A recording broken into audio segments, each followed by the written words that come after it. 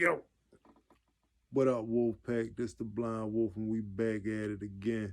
Like to give a big shout out to the big homie Banky Pound, TBP Nation.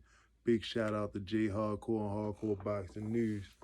We're gonna get back at it with these Wolfpack stories. So, the little situation calmed down between me and the little homie down the tier. And like I said, he was a cool dude. I never really had an issue with him anyway. And I'm trying to start to figure out a way where though I can, calm myself down and, put everything into a better perspective because I'm wilding out now. Like I'm jumping out there and I don't need to be jumping out there. I got enough going on. I need to, get in control of my situation. So when I went to cell that night, one day, and I was really thinking about like, what do I need to do to help me? What can calm me down? Whereas though I can survive in this society. Well, I went to my homeboy and I said, "Oh, you got some books that I can read, something that really get the brain like thinking in a more positive direction." So he was like, "Yeah, what you know about philosophy?" I said, "I don't really know much about it at all." So he started, sending me books down, and I really started falling in love with, reading philosophy. Even though now I gotta, had a book real close to my face, just to read, but I was able to get it done, and I was able to do this for quite some time. And believe it or not, reading philosophy and different points of view on how to look at things in life really started to help me calm down. And the more that I calmed down and started to learn to breathe more, I was learning my limitations better. I was learning how to judge how far somebody was in front of me, and I was starting to learn different angles on how to just be looking so that I could see the main parts of a person that you really want to, keep your eyes on. Like, you want to know what a person's hands are doing in prison. So I started like having my head tilted on a particular angle where as though if somebody's coming in front of me, that's the area that I'm looking at. I'm looking in the area of like, what are your hands going to be doing? And these things started to help me out, and I really started to calm down a lot more. And they finally started getting me my medications, and things are starting to, I'm not gonna say mellow out because my eyes are still hurting really bad, but things are starting to move into a little bit more positive direction. And then I actually do get a blessing. My glasses come through. My glasses finally come through. I'm able to see, and it's like the whole world opened back up for me again.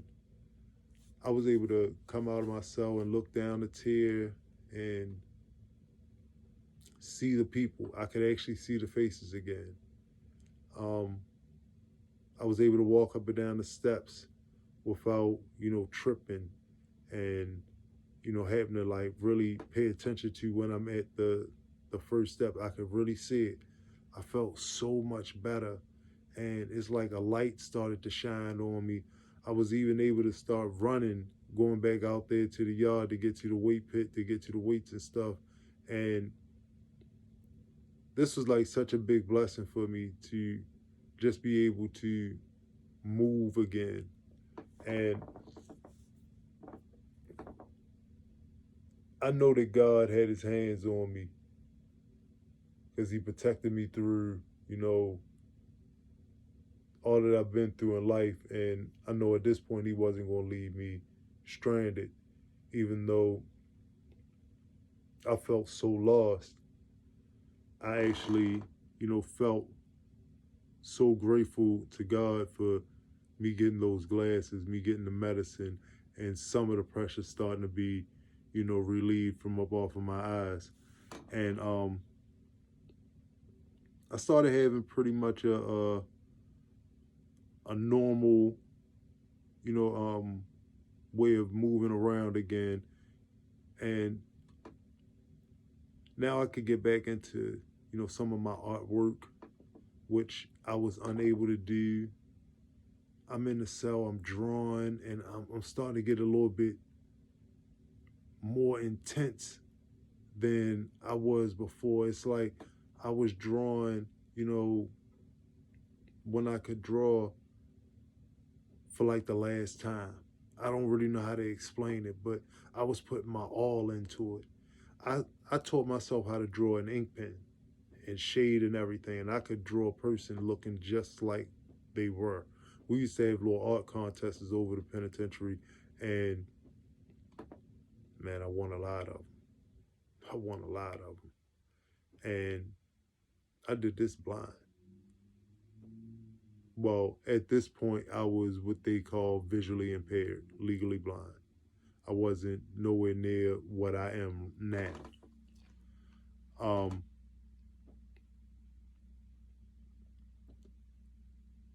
so, like I said, things are, starting to go pretty well. But then, just as things are going pretty well, it's always going to be something. And this is still my very first year in prison. I had long dreadlocks at the time, and my dreads kind of like was coming down my back. And I just so happened to go and get in the shower one night. And man, I come from out the shower, I get to dry my hair off, all my dreads was falling out. So I thought it was something with my eyes at first. Like I'm like, why am I seeing these flashes? What's going on? So I kind of like jumped back, and I pulled the towel off my head. And as I pulled the towel off my head, I looked at my towel. My towel was just filled up with dreads, and they were all over the floor. And man, I was so messed up.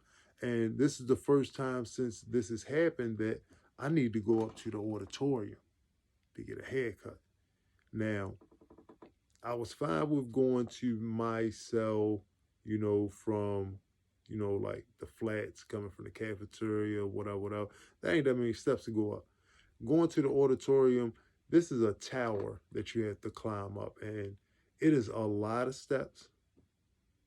It's really bright in certain areas going up there, and I'm still going through this situation with learning how to move around in prison with bad eyes. And these are very narrow steps. And then you got a bunch of dudes that's going to be going up and down these steps at the same time.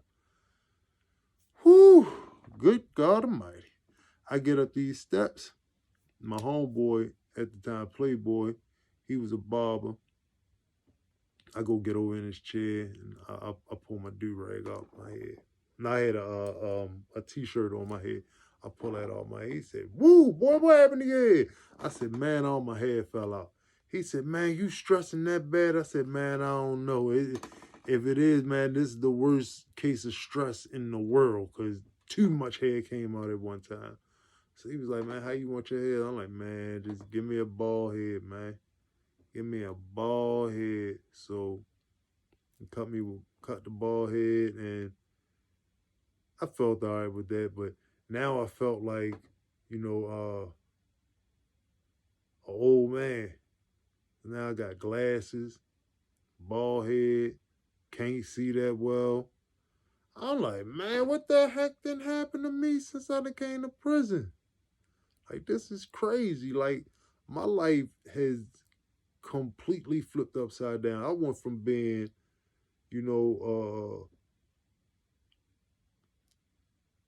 a cowboy, you might as well say, on the street, walking around with a 357, on my gangster tip. Long dreads. I'm doing my thing to now I'm bald. I'm wearing glasses. I'm walking slow and can't see. Man, my life done made a big 360, all from not getting good care in the penitentiary. All from not getting good care in the penitentiary. Be careful and really think about the fact that your life means something. And to prison administration, you're nothing but a number. You're nothing but a number. Caring about you is not something that they're obligated to do. And they're not going to do it. You got to care about you. So I say this, and I'm going to keep on saying this again and again and again. Properly plan for your life. Proper planning prevents poor performance. If I'd have went to school and did what I was supposed to do in school and been a nerd and a square, I probably would have been able to get better medical attention for myself from a good HMO. But instead, I'm in the penitentiary and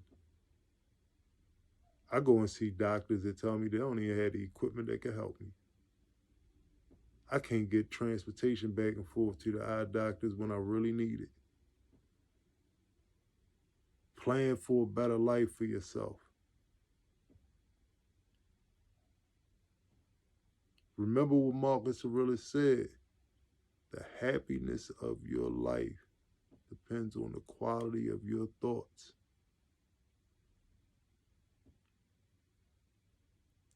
That's serious, man. That's serious. You got to take that to heart. If you want to be happy, you got to have happy thoughts. If you want to do better, you got to have thoughts of doing better. If you want to go farther in life, think about being further in life and go after it. Don't let nothing stop you from going after your dreams. Don't let the penitentiary become a part of your day-to-day life. Don't let the penitentiary do something to disable you in life or take your life. You only have your life to live. Live it to the fullest.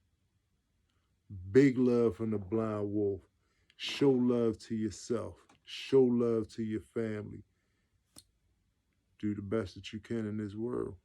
Peace.